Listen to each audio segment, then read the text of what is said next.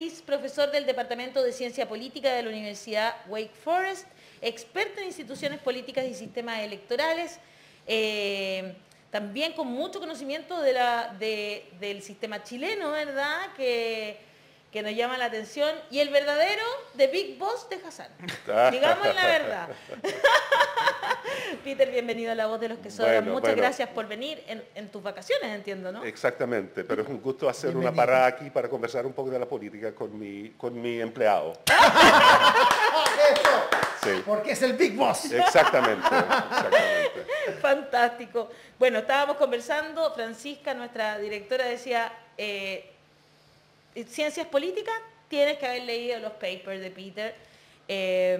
¿Qué te interesó también de venir a Chile, de conocer nuestro país y por qué poner nuestra mirada en un país que está ahí cayéndose en Sudamérica hacia el final? No, realmente es una historia larga, como todo en la vida, porque empezó mi interés, porque yo fui un estudiante muy joven de intercambio en España durante la transición democrática española. Así de viejo es. Exacto. Entonces ahí me interesó toda la cuestión de transiciones y obviamente cuando empecé a estudiar casos hace mucho tiempo, durante la transición chilena, fue como la opción obvia que tenía que estudiar. Además fui estudiante de Arturo Valenzuela, el gran promotor del parlamentarismo que todos conocemos, y como estudiante de él, o sea, venía a Chile para hacer investigaciones sobre el caso chileno y realmente me encantó a Chile y a los chilenos y chilenas y decidí dedicar mi vida a estudiar Chile. Sí, eso, sí. Por eso lo pregunto, es interesante. Sí. Gracias por hacerlo también. No, y por este personaje que tenemos acá, Hassan Akram, porque la verdad es que para nosotros ha sido un descubrimiento también. Qué interesante es cuando te miran con perspectiva, ¿no? Cuando Totalmente. no estás adentro y te miran desde otra perspectiva. Es la mejor mirada, porque no está comprometida con las circunstancias también. Exactamente. Sí, claro. Y uno mira más los grandes cambios. Sobre Exacto. todo alguien como Peter que vivió un Chile de los 90 que era tan distinto. Y esto de volver y cada vez ver, uno nota por estar volviendo de manera periódica, uno nota más los grandes cambios. No, lo que pasa es que realmente, en contra de lo que dices tú, Hassan, hay ventajas de ser viejo. Hay ciertas ventajas. Bueno, primero, el asiento en el metro. Pero segundo, o sea, da la oportunidad de realmente ver los cambios grandes que han habido en Chile. Estuve conversando hace poco con Francisca y realmente lo que me impresiona del momento de ahora en Chile el parecido que es a los años de los 90 y sobre todo después del plebiscito de 88, con mucha alegría, porque la alegría ya viene, Claro. y nunca llegó.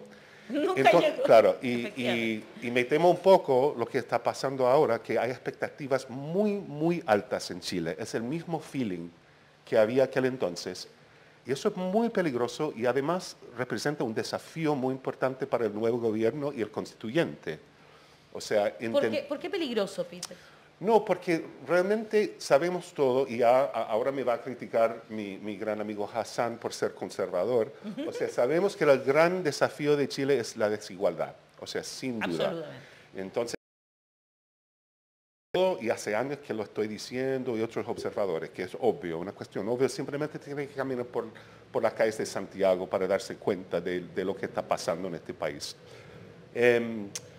Pero hay que tener cuidado para encontrar un balance entre la gobernabilidad, estabilidad, representación y hacer algo para enfrentar esa desigualdad tan atroz. Y eso es difícil. Es muy difícil. Oye, y en ese contexto de la experiencia que tú has tenido este tiempo, es muy interesante lo que estabas hablando. ¿Tenemos una clase dirigente o un grupo conservador que es más conservador que en otros lados, que a veces se atrinchera más en posiciones que son bastante complejas de entender en términos de conservar lo que tienen o de actuar en ese sentido el gato pardo, cambiar para que nada cambie? Sí. No, eso realmente, o sea, otro estudio que hice se trató de enclaves de la transición, no enclaves autoritarios. Estos enclaves autoritarios son los famosos enclaves de Manuel Antonio Garretón. Pero a mí Estos que son los elementos que dejaron bueno, desde la Constitución de Guzmán y la dictadura, ¿no? Como los senadores vitalicios, como el Consejo de Seguridad Nacional. Todo eso se entiende en ciencia política como los enclaves de la dictadura. Pero Peter está hablando de algo distinto. Es bien interesante ese concepto, tengo que reconocer. Sí, que son los enclaves de la transición, que es la democracia de acuerdos, el voteo, y también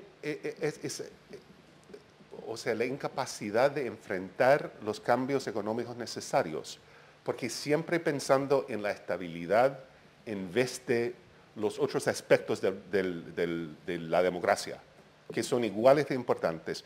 Entonces, de mi juicio, los enclaves de la transición, uno de los más importantes de que hablas tú también, es esa incapacidad de pensar en cambios sustanciales al sistema existente, sobre todo el sistema neoliberal.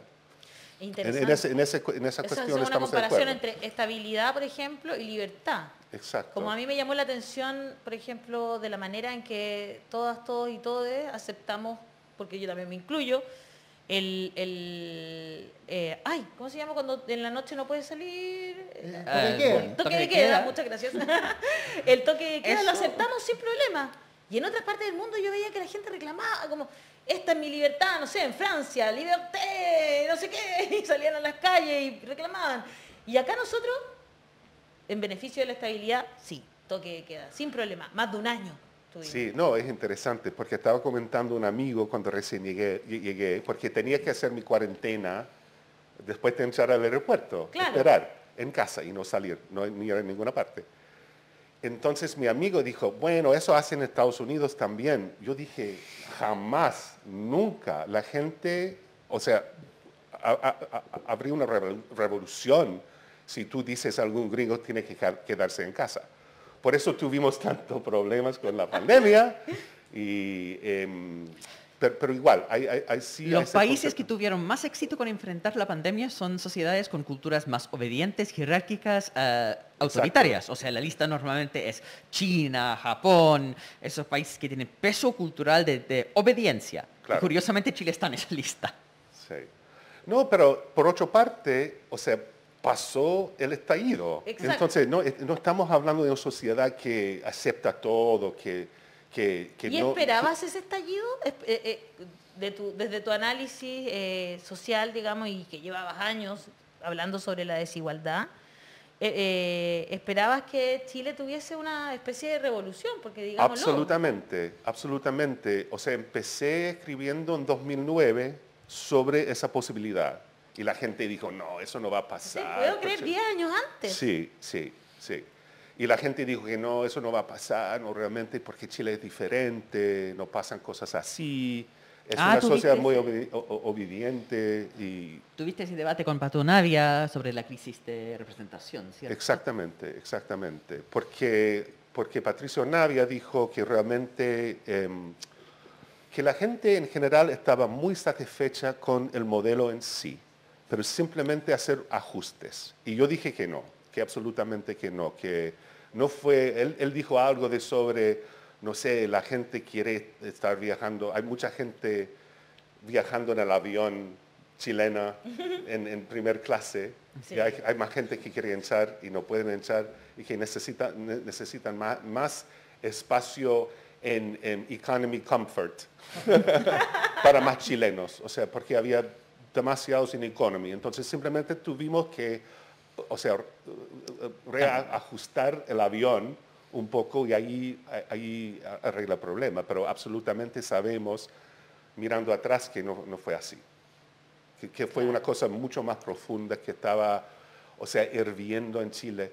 Y no simplemente... Es que hay que cambiar el avión, al final no se puede simplemente cambiar los asientos porque no hay asientos suficientes para todos. Exactamente.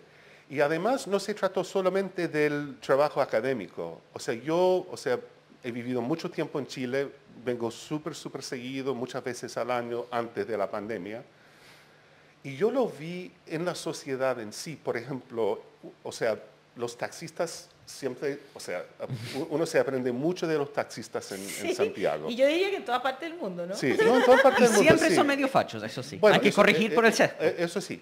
Pero en ese sentido, o sea, empecé conversando con un taxista y me dijo, tengo un grado en ingeniería comercial de la Chile, tengo 50 y tantos años, me despidieron porque gané demasiado plata, no podía encontrar pega, quiero pagar la universidad para mis hijos, quiero pagar mi casa, no podemos tomar vacaciones, tuvimos un auto y yo vi una rabia en esa persona que no había visto antes.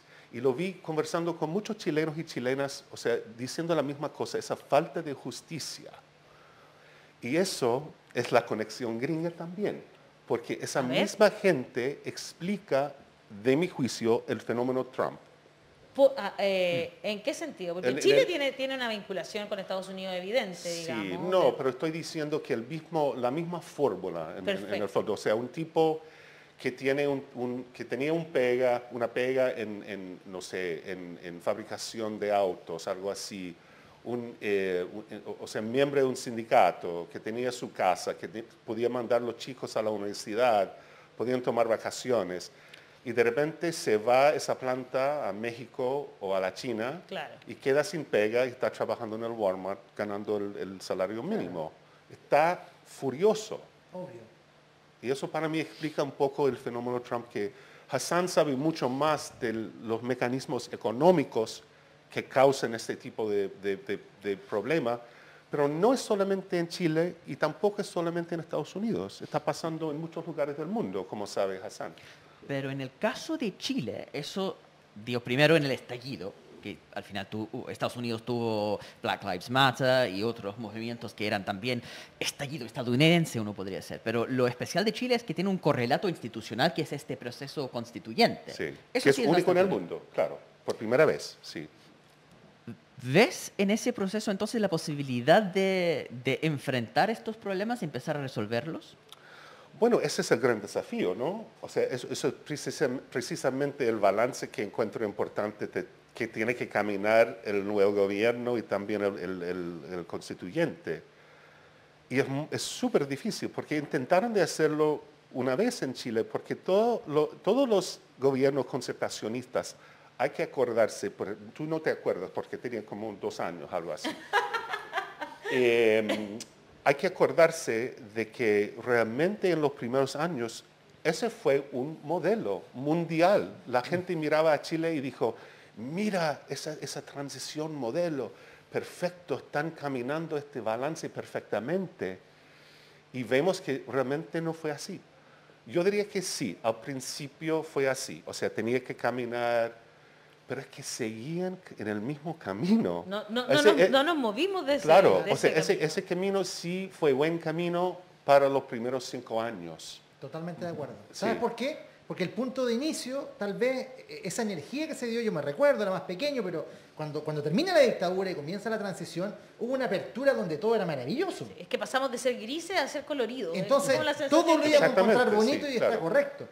Pero luego creo que no hubo ni la voluntad ni la capacidad de ir haciendo un relato distinto a esa carretera. Ujú. Y eso terminó agotando a la gente y agotando también el sistema. Porque nos encontramos permanentemente valorando cosas que hoy día están en una discusión profunda. Por ejemplo, esa lógica de los acuerdos, de la política de los acuerdos, de la política de avanzar, como decía el presidente Elwin, en la medida de lo posible. Claro.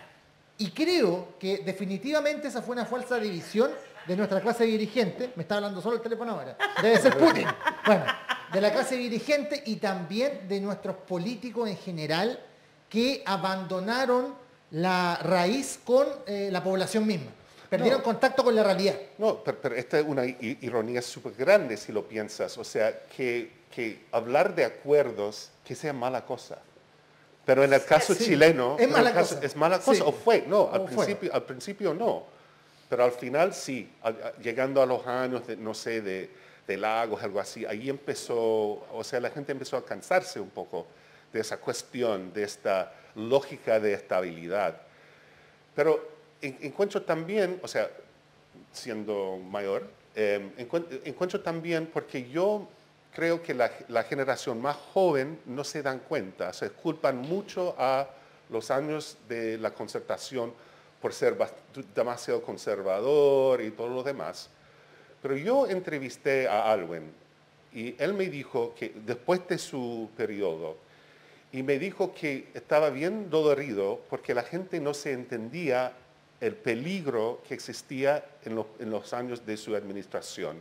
O sea, Pinochet estaba enfrente, o sea, se veía desde la ventana de la moneda. El boinazo, el ejercicio de enlace. No había perdido el poder Yo para tuve nada. durante estos tiempos y realmente fue peligroso. Entonces, en aquel entonces necesitaba un modelo así para manejar un poco este balance, pero seguir con el mismo modelo año tras año tras año, realmente yo encuentro como el gran error de los gobiernos conservacionistas. Absolutamente. Pero ¿dónde están los...? Sí, por favor. Ya, Perdona. Estamos, yo creo que bastante de acuerdo con el diagnóstico de cómo llegamos a eso. Sí. Pero la pregunta es, ¿qué hacemos ahora? Porque hay problemas con la institucionalidad chilena, el hiperpresidencialismo, la falta de la capacidad de tener más instituciones participativas, un centralismo desde Santiago, y todo eso son elementos que en parte explican la perduración de ese modelo y la incapacidad de cambiar. Entonces ahora, cuando tenemos esta oportunidad única de hacer algo nuevo, ¿dónde se debe poner el enfoque? Entonces, ¿cuáles son los cambios importantes? ¿Cuáles son los peligros de cambios que podrían ser pasos falsos? Mira, lo que encuentro que al principio, cuando empecé a mirar el proceso constituyente que estaba pasando en Chile, yo pensé, oye, lo que me preocupa mucho es que no están hablando mucho de la institucionalidad. Están hablando más bien de derechos sociales, que son, o sea, sumamente importantes, obviamente, pero había una falta de conversación sobre la misma institucionalidad. Ahora eso cambió, porque todo el mundo está todo el mundo hablando de eso. Unicameralidad, bicameralidad, Claro. vicepresidencialismo atenuado. Exacto. Pero mi argumento fundamental es que soy partidario del parlamentarismo, pero encuentro que nunca va a pasar en Chile. ¿Por qué? Nunca va a pasar en Chile. Nunca. O sea, yo entiendo por qué ahora no. Pero... sería súper difícil porque es una cuestión cultural. Y además la gente realmente no sabe lo que es. Porque precisamente Arturo Valenzuela lleva años haciendo ese argumento parlamentario para Chile y lo hizo para Brasil también, donde tuvieron un plebiscito y ganó el presidencialismo. Porque la gente, o sea, la gente común y corriente mira y dicen presidencialismo, parlamentarismo, y ni saben la diferencia. No estoy criticando a la gente porque somos politólogos, sí sabemos la diferencia, pero cae a los políticos explicar la diferencia, que la gente aprenda la diferencia para saber cuáles son las ventajas. Entonces, yo creo que sería muy difícil que ganaría la opción parlamentaria en Chile, por una cuestión cultural y la traición presidencial, y que me da risa, me da mucha risa, porque la gente me ha criticado, por ejemplo, haciendo el argumento para el parlamentarismo hace años. La gente me critica y me dicen, el parlamentarismo es un sistema extranjero, sería importado de otros países, que no es una cuestión que pueda existir en América Latina. Pero el presidencialismo es un producto importado a América Latina y de Estados Unidos. Claro. O sea, todo ese modelo.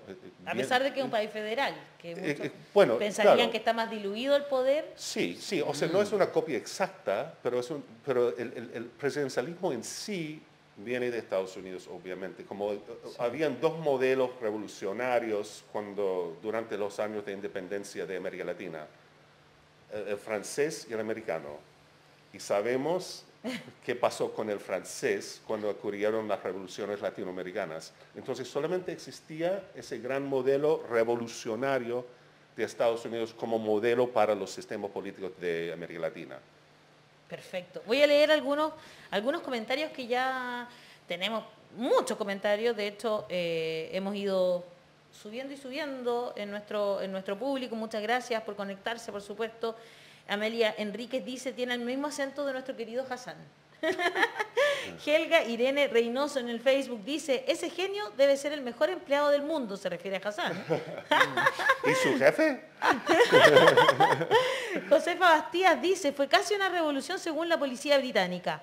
En Twitch, Prime Gaming Copywe se dice, se ve nervioso Hassan. En YouTube, Mati Dusty dice, porque Chile en toda su historia ha sido dominado por una oligarquía, por eso el toque de queda se normaliza. En Facebook, María Angélica Rojas dice totalmente de acuerdo con que tiene vinculación con Trump. La ultraderecha tomó la rabia de las capas bajas y medias. En YouTube, Ruth Riquelme dice, lo que cuenta el invitado es lo que vivimos la mitad de los chilenos hace años. Con la pandemia su situación cambió, porque si no, estaría en la vereda del frente sin importarle nada. Interesante los comentarios que hace nuestro público, no sé si te llama la atención, Peter, nuestro público es un público más bien politizado, gente que conversa sobre política, ¿verdad? Claro, y ha tenido mucho interés en el proceso constituyente y han puesto muchas expectativas en ese proceso. Entonces, precisamente como lo interesante de lo del comentario, ¿no? Es que están igual viendo como esta misma crítica a la rabia que describes. Pero insisto en eso, que hay un tema de la falta de claridad acerca de cuáles son las soluciones. Exactamente, pero para mí, o sea, volviendo a mi tema anterior, para mí están hablando mucho de modelos, del parlamentarismo, del presidencialismo, del semipresidencialismo, pero sabemos que hay parlamentarismos buenos y malos. Hay parlamentarismo danés y italiano. Efectivamente. O sea, pero y la diferencia entre estos sistemas son los detalles del diseño. Hay presidencialismo malo, el chileno diría yo, claro, y bueno, o sea, bien diseñado, o no. O sea, entonces hay que mirar... ¿Cuál es un presidencialismo bueno? Buena pregunta. Es que tengo un bias tan en contra del presidente. No, yo diría que durante 200 años hasta ahora, el presidencialismo estadounidense ha funcionado bastante bien. Ahora está funcionando muy mal por la falta de cambio, pero esa es otra cosa parecida con Chile, porque yo diría que también nosotros que tenemos un sistema diseñado para garantizar la estabilidad y no la representación. ¿Y comenzó a funcionar mal con Trump o ahora con Biden se enfatizó esos problemas que estaba representando? No, yo diría que siempre ha existido. No, mira, lo interesante, quiero volver al tema porque tengo un punto sobre el régimen político, pero lo que quería decir es que realmente el sistema estadounidense ha funcionado bien durante años, pero la realidad es que durante casi todo el siglo XIX en Estados Unidos, los presidentes tenían una mayoría en la Cámara de Representantes. Entre los presidentes peores, según los expertos, siempre aparecen los 4 presidentes que no tenían mayoría. Entonces, en este sentido, el sistema estadounidense presidencialista casi fue un parlamentarismo, porque los presidentes siempre tenían una mayoría en el Senado y en el Congreso. Perfecto. En cambio, desde el año 1950, sumando todos los años, los presidentes solo han tenido una mayoría 1/3 del tiempo. Y ahí empieza a funcionar mal el presidencialismo. Entonces, en este caso, Hassan, o sea, vuelve a mi punto que lo que es importante es no solamente el sistema, pero el diseño del sistema y la interacción del sistema con el sistema de partidos, porque obviamente en Estados Unidos tenían 2 partidos, siempre hemos tenido 2 partidos, y en Chile es diferente. Entonces, todos los problemas que se asocian con el presidencialismo vienen de esa combinación fatal de multipartidismo y presidencialismo. Entiendo. Ya, entonces yo creo que en vez de hablar de presidencialismo, parlamentarismo, hay que enfocar en los detalles del diseño, que son más importantes que el tipo de régimen, mucho más. los poderes del presidente, los poderes del Congreso, el sistema electoral, el calendario de elecciones, un proceso para sacar un presidente que está en el caso de Allende. Eso es lo interesante, porque la gente no se da cuenta que realmente todo el argumento sobre el presidencialismo y parlamentarismo empezó con el análisis de Chile. Sí. Con lo que pasó acá. Sí, exactamente, de los años de Allende, que como la definición de los problemas del presidencialismo se veía durante la administración de Allende. ¿Y por qué? ¿Cuáles eran los puntos clave en ese...? Los puntos claves es inflexibilidad, la incapacidad de remover un presidente de doble minoría, que no había recibido una mayoría en la elección presidencial y que no tenía una mayoría en el Congreso. No habían bastantes votos en el Congreso para hacer un juicio contra Allende, para sacarle legalmente. Serían los 2/3. Exactamente. Pero tampoco tenían una mayoría para aprobar legislación. Entonces estamos hablando de empate total. Claro. Y un periodo presidencial de 6 años. Si Chile hubiera sido un sistema parlamentarista, bueno, el gran error, porque nadie pensaba que Allende iba a ganar, si Chile hubiera sido un sistema parlamentario, nunca habría ganado Allende. Se habrían habría ganado, pero en un pacto con la democracia cristiana. Exacto. Para tener que moderar. Lo que habría hecho Claro, es esa gobernabilidad. hubiese podido gobernar más tranquilo, digamos. Claro, y cuando empezaron los problemas, simplemente un voto de confianza y no confianza para sacarle. Exacto. Un proceso institucional que pone fin al gobierno, pero no al régimen. Y eso es el gran tema. Sí. Ya, entiendo perfecto. Sí. Qué interesante lo que estamos conversando. Yo no lo había visto nunca desde este punto de vista. Son luces, porque son ópticas distintas que realmente se vuelven y interesantes. estamos en un periodo complejo entonces. Ahora entiendo más aún la complejidad, porque Gabriel Boric sí tiene una amplia mayoría cuando es elegido, digamos, a pesar de que en la primera vuelta salió segundo, en la segunda ganó con una cantidad de votos bien impresionante para nuestro país. Y entonces, pero no tiene la mayoría en el Congreso. Y eso lo hemos visto ahora último, ya incluso amenazas directas de parte de los sectores más conservadores de boicotear a su gobierno, digamos, atrofiarlo por el lado del Congreso. Si usted estuviera acá, Peter, tomándose un café con Gabriel Boric, ¿dónde le diría que están los mayores desafíos, los mayores riesgos también? ¿En términos del régimen en sí o...? De la gobernanza, básicamente, ¿no? De cómo él... ¿Cómo se gobierna con una minoría parlamentaria? Exacto, con una minoría parlamentaria. Bueno, o con un empate, sí, porque no no, es minoría, pero el problema, radica en esa palabra sucia, acuerdo. O sea, estamos volviendo, eso tendría que hacer, hay que negociar, hay que encontrar acuerdos. Porque mira, la democracia se trata de representar las mayorías, pero también las minorías. Hay que proteger las minorías a pesar de que la minoría en Chile ha sido sobre-representada. Claro, sobre-representada durante años y años y años. Entonces, no sé, yo diría que simplemente lo importante es encontrar alguna manera de llegar a acuerdos, y ese es el liderazgo que es importante, y tal vez más importante que el régimen en sí.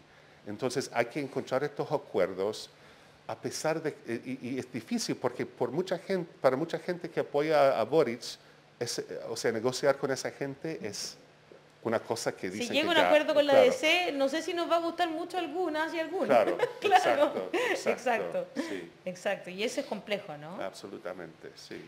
Ahora, es que dices que al final el diablo está en los detalles. Exacto. ¿Ya? Entonces, uno podría imaginar unas soluciones que se están conversando en el debate constitucional que empeoran los problemas que mencionas. ¿Cómo cuáles? O sea, si estamos hablando en este momento del problema del hiperpresidencialismo en Chile, todos están de acuerdo que el presidente tiene demasiado poder. Entonces van por un semipresidencialismo con esta figura de la o el vicepresidente en esa dupla paritaria. Entonces ahora se están dando un semipresidencialismo donde hay esa figura de vicepresidente. En una situación donde se está buscando más proporcionalidad electoral y por ende más multipartidismo. Entonces vamos a tener un Congreso con mucha diversidad, también un potencial choque de poderes entre el presidente y vicepresidente, y eso entonces hace más difícil la gobernabilidad. Entonces, en la búsqueda de cambiar este sistema que es excesivamente estable, sin tener representación, uno puede ir volviendo a los antiguos problemas. Exactamente. Entonces, lo que encuentro yo, o sea, según el punto que hice, es que no, sí, hay que hablar del tipo de régimen y todo eso, pero en vez de hablar tanto del tipo de régimen, miramos los problemas que ha tenido el presidencialismo. Presidente de doble minoría, incapacidad de legislar por falta de mayoría legislativa, toda esa cuestión. Muchos partidos chicos en el Congreso. Hay que mirar los problemas y diseñar un sistema que sea presidencial, semipresidencial o parlamentario que enfrente el problema de gobernar un país como Chile con el sistema de partidos que tiene. ¿Y cómo sería eso? Pero no sé la fórmula, porque sí, pero hay que propender a eso. Claro. Buscar ese equilibrio. Le hago una pregunta, yo sé que usted mantiene muchos contactos todavía, seguramente con gente en los Estados Unidos importante. ¿Hubo preocupación en algún minuto por lo que pasó acá? Por el 18 de octubre, luego por la victoria de Boric, por lo que estaba pasando en la Convención Constituyente. ¿Hay como una inquietud de que Chile pueda transformarse en otra cosa no tan amigable para Estados Unidos como lo era hasta ahora? No, absolutamente. Tienes toda razón al principio, porque mira, es que el típico gringo tiene una imagen de América Latina, sobre todo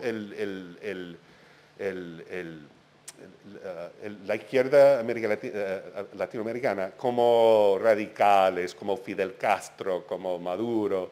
O sea, hay esa imagen que está firmemente en la mente del típico gringo. Entonces yo creo al principio, viendo los medios, viendo los diarios, que gana izquierdista en Chile, así tan simple, sin explicar mucho de realmente lo que es la izquierda que representa Boric, que es diferente, de mi juicio. Entonces yo diría sí, al principio fue así, y hasta en la administración de Biden había una preocupación de quién es este chico que acaba de ganar la elección en Chile y qué va a pasar. O sea, es un izquierdista, como dice todos los medios. Entonces la cobertura realmente ha cambiado recientemente, acercando el cambio de mandato, que realmente Chile no se está transformando en Venezuela. O sea, ese es como el punto. A Biden le quedó claro eso. Exacto. Así que yo creo que la imagen ahora de él en Estados Unidos es uno de, más que un joven, o sea, que representa la nueva generación política en Chile, que realmente es cierto. Sí, absolutamente cierto. Sí. De hecho, por primera vez nos tocó a varias y varios votar por alguien menor que nosotros. Igual Sí. Es loco eso, ¿no? Claro. Habla más también de cómo nosotros nos vamos acercando hacia la vejez que tanto miedo le tiene Hassan. Bueno, yo obviamente tenía la ventaja de no tener que votar por alguien más joven que yo, que Joe Biden. Que es más, No, ahí era difícil. Ahí era muy sí, difícil. claro. Es muy cierto. Yo, bueno, ya vamos cerrando, pero también me gustaría ver, aparte del proceso de Gabriel Boric, evidentemente, cómo se ve la Convención Constitucional, que también tiene varios matices que la hacen prácticamente única en el mundo, lo que tiene que ver con la paridad, ¿verdad? Sobre todo, y de hecho se ha puesto el grito en el cielo por cosas que se quieren cambiar, que ya no se va a llamar más poder judicial y se va a llamar sistemas de justicia, como que nos fijamos en muchas cosas que son muy como anecdóticas, diría yo, ¿no? Y no estamos hablando del fondo. No de fondo. Claro, estamos hablando más de la forma que del fondo. Aquí, desde nuestro país, yo veo eso. Pero ¿cómo se ve en el resto del mundo? Bueno, yo creo que realmente otra vez hemos hablado de Chile como país modelo. Fue país modelo en ser el primer país elegir democráticamente un marxista. Fue un país modelo, desgraciadamente modelo como dictadura. Claro. Y como modelo neoliberal, como modelo, o sea, hablaron del modelo Claro, que se no podía estamos diciendo copiar. que sea... Claro. Bueno o malo, pero es modelo. Exacto, bueno. Y luego una transición modelo, otra vez. Pero en este caso, todo el proceso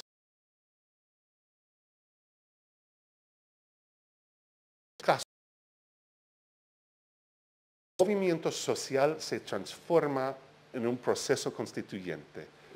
No se escriben las constituciones durante los tiempos de paz, siempre durante guerra, después de una guerra civil. Y además, en términos de paridad, en Tunisia sí había paridad en la elección para el constituyente allá, pero no en los resultados como en Chile. Así que también este será el primer documento escrito por un órgano con paridad, que otra vez un modelo impresionante. Para seguir siendo un proceso modelo, tiene que otra vez, o sea, suena muy conservador, que no va a sorprender a Hassan de mi parte, encontrar este balance perfecto en hacer algo como de donde partimos, enfrentar esa desigualdad que existe en Chile, pero también garantizar los derechos de todos, o sea, proteger las minorías y las mayorías, porque así son constituciones. Pero eso también es un desafío porque realmente en este momento hay un gobierno paralelo. Hay dos órganos que tienen legitimidad en el sistema político chileno. Entonces, y además tienen otras vistas ideológicas. Entonces, otro desafío para el gobierno de Boric sería manejar, porque lo que no queremos, yo por lo menos lo que no quiero, es que la constitución que sale del constituyente sea rechazada. Y si no andan con cuidado, que no encuentren este balance, yo veo la posibilidad real de que sea rechazado. Y volver a la constitución de 80 sería lo peor que puede pasar para Chile. Interesante, Peter, muchas gracias por esta Un conversación. lujo, Peter, de verdad. Espero yo que en esto último no tengas razón. Yo también. Y es un placer estar con ustedes, conocer a los dos y además estar con mi amigo Hassan aquí para conversar.